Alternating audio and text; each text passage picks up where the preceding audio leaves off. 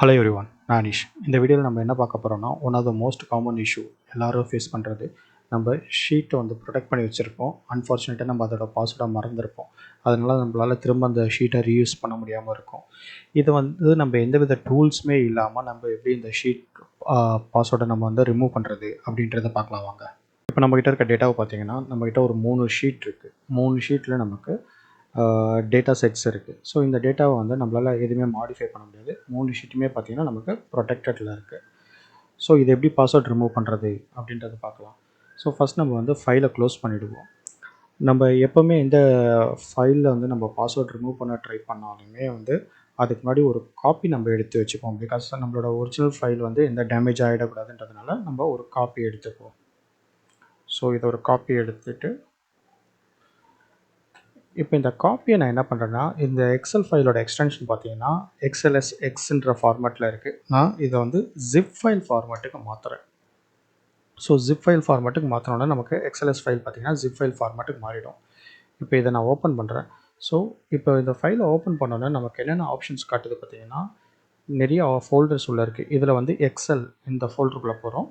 And then work sheet அப்படின்றது போகிறோம். இப்போ இதிலேருந்து நான் sheet1.xlsm அப்படின்றத மட்டும் நான் காப்பி பண்ணி வெளியில் எடுத்து போட்டுக்கிறேன். ஏன் அப்படின்னா, நம்ம முன்னாடி சொன்ன மாதிரி தான் இந்த டேட்டா செட்ஸ்க்கு எந்த டேமேஜும் ஆகிடக்கூடாது அப்படின்றதுனால. ஸோ ஃபஸ்ட்டு நான் இதை ஓப்பன் பண்ணிவிட்டு எடிட் அப்படின்னு கொடுக்குறேன். எடிட் கொடுத்தோன்னா நமக்கு உள்ள XML லாங்குவேஜஸில் நிறைய கண்டென்ட் இருக்கும். Ctrl F கொடுத்துட்டு ப்ரொடெக்ட் அப்படின்றத சர்ச் பண்ணுங்கள்.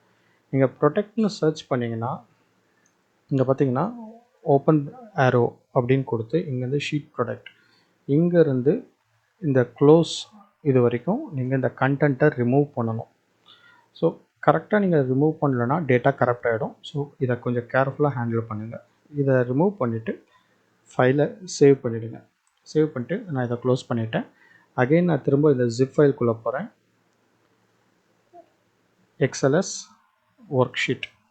இப்போ இந்த ஒர்க் ஷீட்டில் இருக்க ஆல்ரெடி இருந்த XLS ஒன்றை நான் டெலிட் பண்ணுறேன். பிகாஸ் நம்ம இப்போ இதில் மாடிஃபை பண்ணியிருக்கோம். இதை ட்ராக் பண்ணி கொண்டு வந்து நான் உள்ளே போட்டுடுறேன்.